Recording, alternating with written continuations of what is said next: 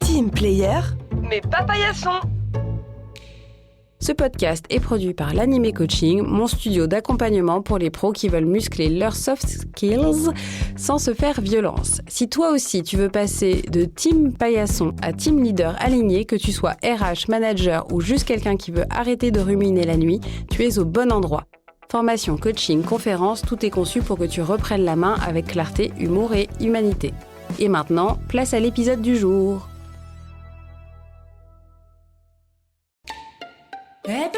Team Player, Mais pas paillasson. Hey hey hey! Bienvenue dans Team Player mais pas paillasson, le podcast qui te prouve qu'on peut être collectif sans finir en carpette. Moi c'est Émilie, mais ici je suis docteur assertive, ton mouchou corporate, ton Yoda du self-respect, ta voix intérieure en mode coach de boxe, toujours perché sur ton épaule. Et aujourd'hui, dans cette sitcom audio, je bosse main dans la main avec Emma. Son objectif, s'affirmer dans la jungle de l'entreprise, trouver sa place et surtout s'y épanouir sans se faire écraser. Emma, c'est un peu vous, un peu moi. Une pro brillante, ultra impliquée qui jongle entre syndrome de l'imposteur, collègue haut en couleur et équilibre perso-pro bancal.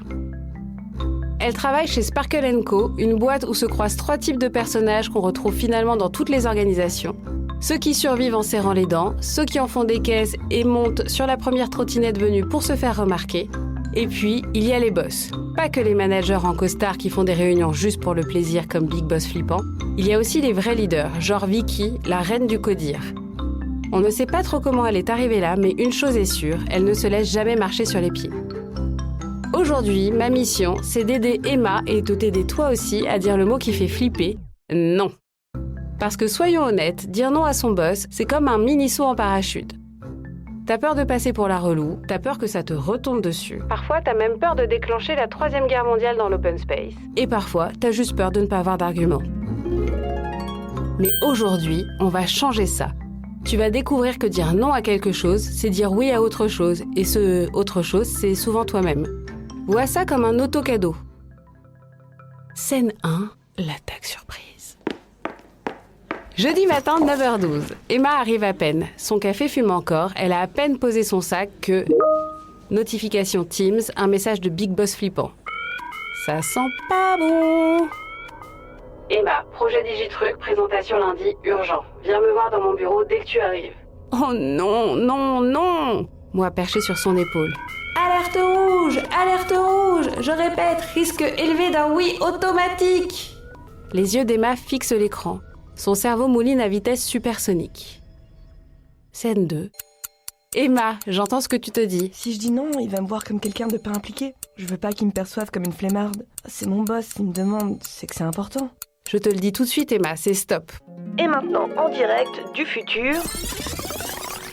On est dimanche soir. Emma, seule devant son ordi, une pizza froide à moitié mangée, les yeux explosés, pendant que ses potes sont en terrasse. Hey Emma, tu viens? Non, désolé, j'ai ce projet urgent. Oh non, non, non, non, je veux pas revivre ça. Bonne idée, Emma. Et tu sais qui ne dit jamais oui par réflexe? Vicky. Une seule fois quelqu'un lui a imposé une deadline impossible, on n'a plus jamais revu la personne. Légendaire. Scène 3. Les stratégies du non. Ok ma queen, voici les 3 options magiques. Option 1, le recalibrage. J'ai déjà Xena Plus en cours, qu'est-ce qu'on met en pause? Pourquoi ça marche? Ça force ton boss à prioriser. L'astuce, garde toujours ta to-do list visible comme un bouclier anti-urgence. Ça te permet de garder ton anti-sèche des dossiers en cours et de te trouver moins dépourvu en cas de demande imprévue. Option 2, l'alternative. Je peux prendre Jennifer en renfort pour tenir les délais. Pourquoi ça marche? Tu restes solution sans te cramer. L'astuce propose quelqu'un qui a déjà brillé sur ce type de projet. Option 3, le délai stratégique. Je peux m'y mettre, mais dans 2 semaines, après Xena Plus. Pourquoi ça marche? Si c'est vraiment urgent, ils trouveront un plan B. L'astuce, une date précise, c'est un peu comme une cape d'invisibilité contre la culpabilité. Essaye, tu verras. Scène 4, la confrontation. Ça y est, c'est le moment, Emma. Fais ta power pose avant d'y aller. Pense Beyoncé, Wonder Woman, Michelle Obama, et c'est parti. Emma entre dans le bureau. Big Boss flippant est assis en mode boss final. Emma, vas-y, c'est à toi. Je suis touchée que vous pensiez à moi pour ce projet stratégique, mais j'ai déjà Xena Plus et la migration à gérer, alors voici 3 solutions. Et là, tu déroules ce dont on s'est parlé. Big Boss flippant fronce les sourcils. Emma, tu sais que t'es la mieux placée pour ce projet. Calme Emma, j'entends ton palpitant à 300 BPM. Garde ton sourire. Justement, c'est pour ça que je veux le faire bien et pas en mode rush. Silence dramatique. Ok, on prend Jennifer en renfort. Yes, Queen! Tu vois, Kevin le start-upper qui applaudit discrètement? Même Zoé TikTok vient d'arrêter son live pour te filmer. Wouhou! La toolbox du jour. Dans la toolbox du jour, on trouve la formule magique du nom assertif. C'est le sandwich de l'affirmation. Une technique en 3 couches pour dire non sans déclencher d'incendie dans l'open space. Pain du haut, reconnaissance. Merci de penser à moi pour ce projet, c'est important. Flatter l'ego, ça ouvre les oreilles. Garniture, la limite claire. Actuellement, je suis déjà à pleine capacité avec blablabla, remplace blabla par projet en cours. On pose une frontière nette, mais factuelle.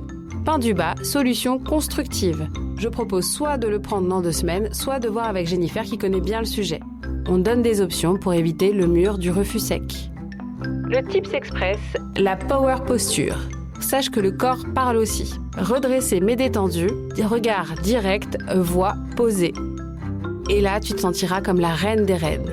Et un petit mindset diamant, poser des limites, c'est se respecter. Un non professionnel vaut bien plus qu'un oui qui te détruit. Et sache que quand tu dis non, tu ne fais pas obstruction, tu fais de la stratégie. Et voilà, ting, dans ta boîte à outils de Queen ou King de l'assertivité. Bisous!